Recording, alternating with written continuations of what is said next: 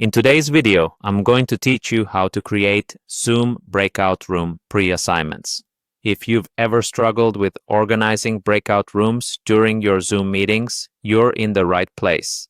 Setting them up beforehand saves time and ensures a smooth transition once the meeting is underway. Let's dive right into it. First, you'll want to head over to the website. Once you arrive, look to the top right corner and find the Sign In button. Signing in will take you to your account's main hub, where we'll need to make some changes to your meeting settings. After you've signed in, locate the My Account section. This is where you can access all sorts of customization options for your Zoom meetings, which is quite handy. In the My Account section, find and click on the Settings option. This will take you to a list of settings that govern different aspects of your Zoom meetings.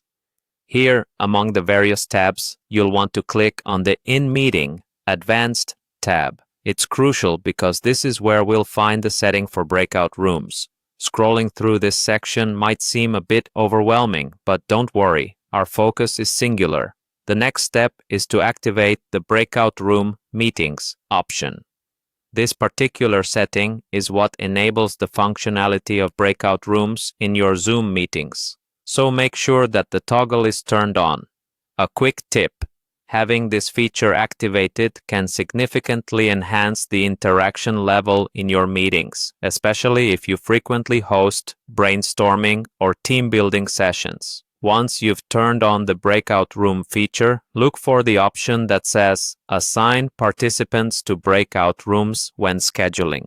Clicking on this will allow you to manually or automatically pre-assign participants to breakout rooms for future meetings. This functionality is a game changer if you already have groups defined and want to assign them efficiently. And that's it. You've successfully set up your Zoom settings to enable breakout room pre-assignments. As you get ready to host your next meeting, you'll find the process seamless and straightforward with these settings already in place. Remember, a little preparation goes a long way in ensuring your meetings run smoothly and productively.